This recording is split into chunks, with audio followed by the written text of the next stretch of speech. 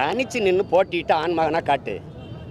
நீ இப்போ தேர்தல் ஜூன் 4க்கு பிறகு இண்டிவிஜுவலா உங்களுடைய தனியாக நீங்கள் பெற்ற வாக்கு எவ்வளவு என்னை தாண்டி இருந்துச்சுன்னா நான் கட்சி கழிச்சிட்டு போயிடுறேன்.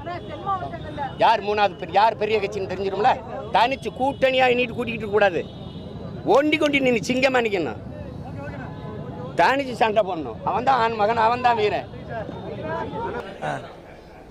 விஜயலட்சுமி அக்கா பேசுறப்பெல்லாம் சீமான் எம்எல்ஏ கிளம்பி வருவார்.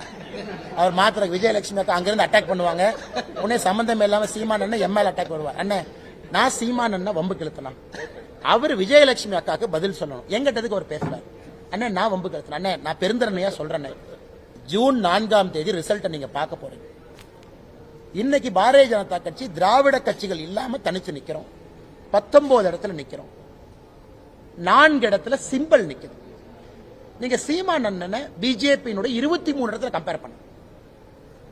நான் சொல்வது பக்கத்துல சொல்ல -30% அவர் கொடுக்கிறார். நாங்க வாங்கின ஓட்டுல இருந்து 30% மைனஸ் பண்ணிக்கங்க. அப்ப பக்கத்துல வர்றாருன்னு பாருங்க. சரி உங்களுக்காக நீ நல்ல ஒரு மாதிரி தெரியுறீங்க. இன்னும் ஒரு -20% டிஸ்கவுண்ட் அப்பனா -50% டிஸ்கவுண்ட் கொடுக்குறேன். ஆனா நான் அண்ணன் அவர் அரசியல் கட்சி நடத்துறாரு, நல்லா இருக்கட்டும். நான் அவரை கட்சி இழுத்து மூடுங்கலாம் நான் சொல்ல விரும்பல. இதே இதுக்கு முன்னாடி என்ன சொன்னாரு? மக்கள் நல கூட்டணியை விட ஒரு ஓட்டு அதிகமா வாங்குவேன். அண்ணன் யாரோ எடிட்டர் சரியா பிடிச்சாரு, கட்சியை கலைச்சிருவேன். கரெக்டா எலெக்ஷன் முடிஞ்சு 2016 கேட்டாங்க. அதை நான் சொன்னேன். ஆனா என்ன அப்படின்னாரு. அதனால சீமான் அந்த தர்ம சங்கடத்துல நான் விட விரும்பல. அவர் கட்சி நடத்தட்டும். தமிழகத்துல சீமான் அவருடைய குரல் முக்கியமான குரல், அந்த குரல் இருக்கணும். அதனால நான் விவாதத்துக்கெல்லாம் வரல.